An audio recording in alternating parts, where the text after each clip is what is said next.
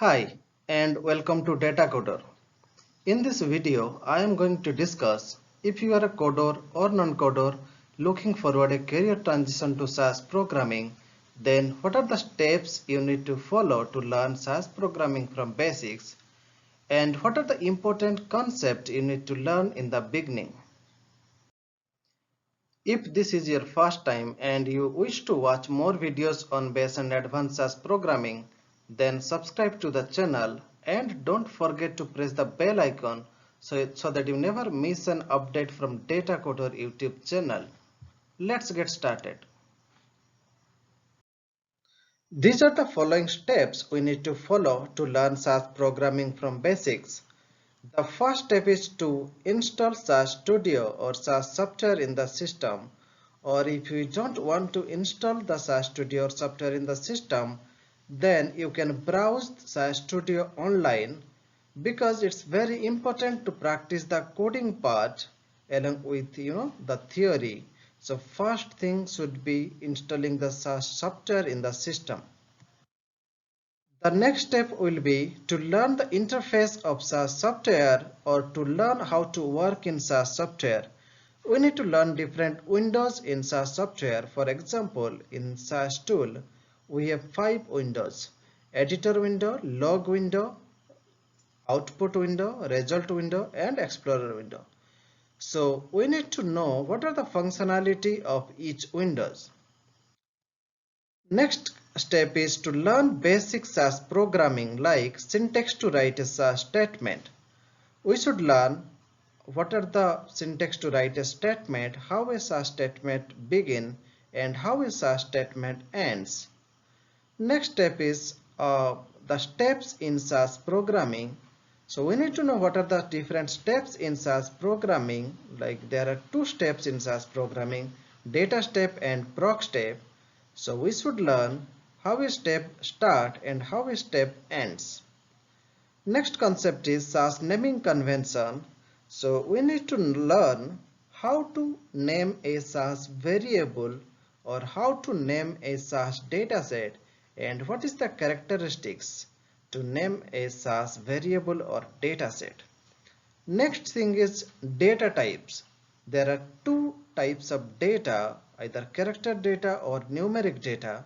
So we need to know what are the characteristics of the character data and what are the characteristics of the numeric data. Next concept we need to learn how to create SAS data sets from different input data file. So we need to import different external data file and create SAS data set. So the frequently used input data files are Excel sheet, raw data file, or we can use a existing SAS data set and create another SAS data set from that, or we can use the concept of data lines and create our own data set. In the same way, we need to learn the concept of SAS libraries so that we can access data from a database or we can access data from a folder in our system. And we also need to learn the concept of export, how to export our output data set into different file format. Next concept we need to learn is the SAS functions. So we need to learn some basic character and numeric functions like substr, strip, compress, find, index, all these things. These are the basic functions used in day-to-day programming. There are some date functions, basic date functions also we should learn, like how to extract a year, how to extract a month or day from a complete date, how to convert a date from character to numeric or numeric to character, the date function like intck and intnx. So these are the basic functions we should learn before starting our programming. Next important concept we need to learn is Proc SQL. Proc SQL comes under Advanced SAS Programming, and in Proc SQL we should learn how to select observations and column, how to print a data set, What are the clauses used in Proc SQL? How to create table using these Proc SQL techniques? How to join data sets using Proc SQL? There are two join, either inner join or outer join, and in uh, outer join we have left join, right join, and full join. So we should have basic idea about these joins as well, and this is about learning Proc SQL. Next important concept we need to learn is SAS Macro. SAS Macro comes under advanced SAS programming, and in macro we need to learn the basic concepts like how to create macro variables, different ways to create macro variables. So the first way is to create a macro variable by using the percentile let statement. Next one is by writing a percentile global or percentile local statement. Next, if you want to create a macro variable in a data step, then we can use this called syntax method. Or if we are creating a macro variable in a SQL query, then we need to write the into statement.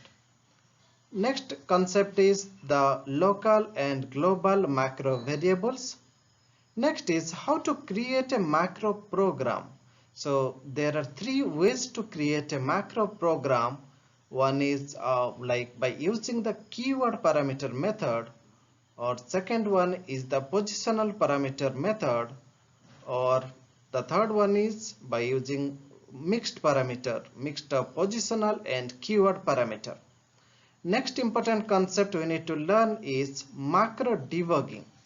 So we need to use some options like symbol gen, mprint, and mlogic to debug our macro programming, and these are the important concepts we need to learn in SAS Macro. Next important concept is to learn basic SAS procedures like proc print to create a sample report, or proc contents to get the descriptor portion of the dataset, proc sort to sort a dataset, proc freq to create the frequency report, or proc report to create a detailed report, or proc means to find the descriptive statistics. So these are the some basics procedures we need to learn in the beginning. Thank you for watching this video. In this channel, I have created some videos on base and advanced SAS programming techniques. So you can watch all these videos and learn SAS programming from basics. In upcoming videos, I am going to discuss some more concepts on base and advanced SAS programming. So stay tuned and happy coding.